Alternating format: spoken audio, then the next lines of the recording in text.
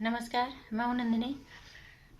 आज अर्णव गोस्वामी के केस की जो सुनवाई चली कोर्ट के अंदर, जो जज साहब ने सुबह से जिस तरह के मूड में आज जज साहब थे, काफी तर्क मिजाजी भी थी और आने वाले भविष्य के लिए चिंता भी, कि हमारा आने वाला कल कितना डरावना हो सकता है, कैसा हो सकता है। इसलिए इस पे उनकी चिंता भी साफ उनकी बातों में दिख रही थी। उन्होंने साफ साफ बताया था इस चीज के लिए। और पर उन्होंने इस बात के लिए, जब अर्णव गोस्वामी की वहां पे सुनवाई हो रही थी बेल की, तो उन्होंने उद्धव ठाकरे सरकार और महाराष्ट्र पुलिस को बहुत बुरी तरह से उन्होंने लताड़ा। उन्होंने कहा पैसे देने का मतलब ये तो नहीं है कि आत्महत्या के लिए उकसाना नहीं होता।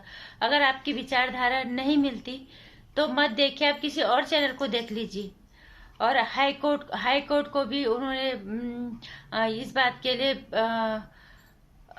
लताड़ लगाई है कि इतने बड़े जो तुम्हारा रिपोर्ट बनाई है, इसमें अंदर गुनाह कहाँ है। इस तरह उनका इस तरह के इतनी बातों के लिए लोगों को सुप्रीम कोर्ट तक आना पड़ा। इस तरह से अगर न्याय प्रणाली चलेगी, इतनी छोटी बातों के लिए इस तरह से तो कैसे चलेगा। कहाँ जाएंगे लोग अपने न्याय, अपने अधिकारों के लिए, अपने न्याय, अपने मानवीय अधिकार जो उनके लिए, वो कहाँ जाएंगे।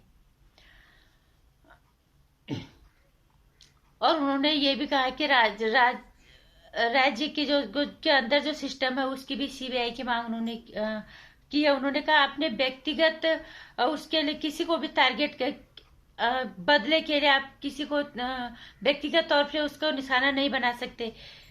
और महाराष्ट्र पुलिस को भी उन्होंने बहुत ही बुरी खरी खोटी सजा, उन्होंने किसी को घर से उतार लाना आतंकवादी की तरफ, इसके लिए उन्होंने पुलिस को भी लताड़ लगाई है। और जो इसका सीबीआई की मांग की है, सिस्टम की, जो राज्य सरकारों के अंदर सीबीआई की, जहां इस तरह के काम होते हैं वहां सीबीआई की, इस सिस्टम की सीबीआई मांग जांच होनी चाहिए। और जो हरीश साल्वे जी जो अर्णव गोस्वामी जी की पैरवी कर रहे हैं उनके केस की, तो उन्होंने कहा कि ये जो सारा मामला है इसको सीबीआई को सौंप देना चाहिए। उन्होंने बिल्कुल बात सही कि सांच को आंच किस चीज की, जो सांप है तो उसको डर की चीज की। सीबीआई के पास अगर मामला जाएगा, सारा चीज क्लियर हो जाएगा। और उन्होंने ये भी बोला कि अगर 2 साल पुराने केस के लिए अर्णव गोस्वामी का केस खोल दिया जाता है, बिना कानूनी परमिशन के उसके घर से उठा के लाया जा सकता है, तो क्या अब जो आत्महत्या हुई है महाराष्ट्र में, जिसमें उद्धव ठाकरे का नाम लिखा है, साफ साफ उद्धव ठाकरे की सरकार को जिम्मेदार ठहराया है तनख्वाह नहीं मिलने से, क्या उद्धव ठाकरे को पुलिस उठा के ले जाएगी। उन्होंने ये हरीश साल्वे जी ने भी उन्होंने भी अब आज काफी फायरिंग वहां पे की, काफी जोश में, वो भी आज काफी जोश में थे। बहुत अच्छे से उन्होंने उनकी पैरवी की है।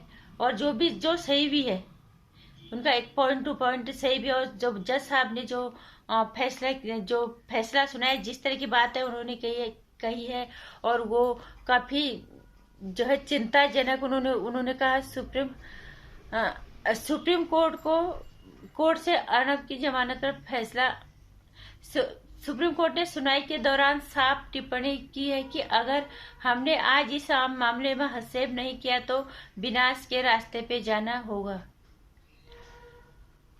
हस्तक्षेप करना बहुत जरूरी हो गया है, ये जज साहब ने कहा है आज।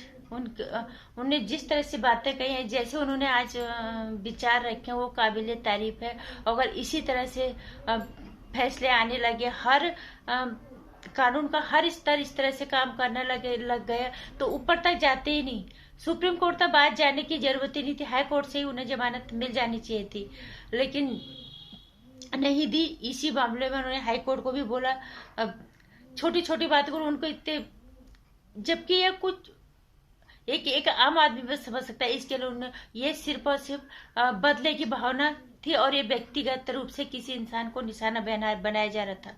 और इसीलिए उन्होंने उद्धव ठाकरे सरकार को, महाराष्ट्र पुलिस को फटकार लगाई। और हमारे देश में मतलब हमारे देश के आने वाले भविष्य के लिए भी उन्होंने चिंता जाहिर की, जो कि जाहिर सी बात है। जो आजकल हर सिस्टम बिकाऊ हो गया, जिनको अपनी जिम्मेदारी का पता नहीं है, जो अपने व्यक्तिगत स्वार्थ के लिए किसी भी सामने बिक जाते हैं, अपने आप को अपने आत्मा या जमीन को गिरवी रख देते हैं, उनके लिए बहुत बड़ा संदेश दिया है जज साहब ने। और बहुत ही इससे अच्छा न्याय नहीं हो सकता हमारे देश में। लोगों को, वो लोग जो कानून के शरण में जाने से डरते हैं, उनको भरोसा हो गया हमारे कानून पे कि हम कानून के शरण में जाएंगे तो हमें न्याय मिलेगा। अक्सर ये होता है, लोग डर के मारे कानून के शरण में नहीं जाते। शुरू से जाएंगे तो पैसे खाएंगे, या पैसे नहीं उनके पास पैसे नहीं होंगे तो उन्हें बिना मतलब के फंसा दिया जाएगा, या उन्हें बिना बातों गुनाह नहीं होने के बावजूद भी उन्हें फंसा दिया गया। वो अगर बेगुनाह है तब भी उन्हें फंसा दिया जाएगा। जो तगड़ी पार्टी है उसको उसको उसकी सुनी जाएगी। और जिस तरह से लोग अपने पावर का गलत इस्तेमाल कर रहे हैं, इस पे भी अब उन्होंने चिंता जताई है जज साहब ने। उन्होंने बहुत ही खूबसूरत और बहुत ही एक सार्थक संदेश और मजबूत संदेश देने की कोशिश की है। अगर सीखना बहुत बड़ा संदेश है जाता है सभी को, कानून के हर स्तर से, नीचे से लेके ऊपर तक अगर लोग समझना चाहे, सीखना चाहे, आज तो बहुत कुछ सीख सकते हैं। बहुत बड़ी बात जज साहब ने आज कही। और सबसे बड़ी बात है कि सबको लोग हमारे कानून पे भरोसा हो, हमारी न्याय प्रणाली पे भरोसा हो गया। हम अपने न्याय प्रणाली की पे हमारा भरोसा कई गुना बढ़ गया है। अगर इसी तरह के फैसले आने लगे हर स्तर पे, अगर इस तरह का काम होने लगे तो वहां तक जाने की जरूरत ही नहीं पड़ेगी। अर्णव गोस्वामी की केस में सुप्रीम कोर्ट तक जाने की क्या जरूरत पड़ गई थी, जबकि सबको पता है बिल्कुल गलत उनके साथ हुआ है। उनको एक आतंकवादी की तरह उनके साथ व्यवहार किया गया। बिना 2 साल पुराने केस को बिना कानूनी इजाजत के खोला गया। उनके घर पे धमक के एक एनकाउंटर स्पेशलिस्ट को उनके घर भेजा गया। जिस तरह के बदले की भावना से काम किया है महाराष्ट्र सरकार ने, इससे ज्यादा शर्मनाक कुछ नहीं हो सकता।